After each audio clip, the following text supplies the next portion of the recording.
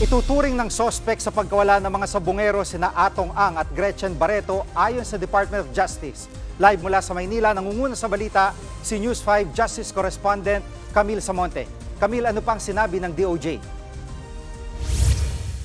Yes, Gigi, tama ka dyan. Ayon mismo kay Justice Secretary Remulla, kasama na nga si Atong Ang at Gretchen Barreto sa mga listahan ng mga suspect sa kaso. Sabi pa ng kalihim, magsasagawa ng kit build-up at sisiya sa atin ng prosecutors ang mga ebidensya para matukoy kung anong reklamo ang isasampa sa kanila. Binigyan din naman ni Remulla na hindi tumitigil ang DOJ para makamit ang hustisya kahit mabigat at malawak umano ang koneksyon ng mga iniuugnay sa kaso. Narito ang kanyang pakayaan. It's all a process. It does not happen overnight. We just have to keep on going to work every day and let nature take its course. And of course, let the people who work hard at what they do give us the reports that we need.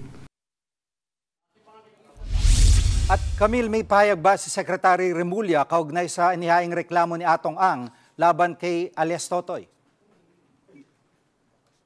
Gigi, no comment muna dyan ang kalihim. Patong-patong nga na reklamo ang inihain ni Ang matapos siyang ituro ni alias Totoy na isa sa mga mastermind sa pagkawala ng mga sabongero. Giit ni Remulla, kaya na lamang ang prosecutor na mag-imbestiga at masutisyonan ang kaso. At sinabi dati ni Secretary Remulla, kailangang kumuha siguro ng mga technical divers para doon sa Taal Lake kung saan sinasabing tinapon yung mga labi ng mga biktima. May update na ba sa paghahanap sa mga sabongero?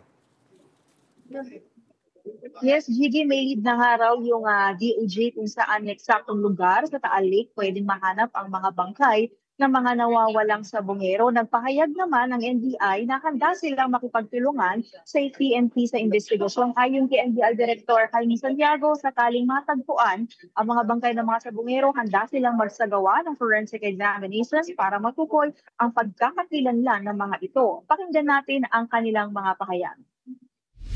We're trying to get the dives done as soon as possible, but the weather is not permitting. Pero we're doing everything. We are ready to collaborate with them. We have the capability. May DNA kami, may examiner kami, forensic examination. Makikita namin kung yun ba yung nawawala, ma-identify namin yung mga tao. Kahit na buto na lang, ma-identify namin yun.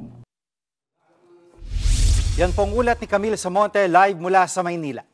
Mga kapatid, Jig Manikad po, pagdating sa mahalagang balita sa loob at labas ng bansa, dapat una sa lahat, mag-follow at mag-subscribe na sa social media pages ng News 5.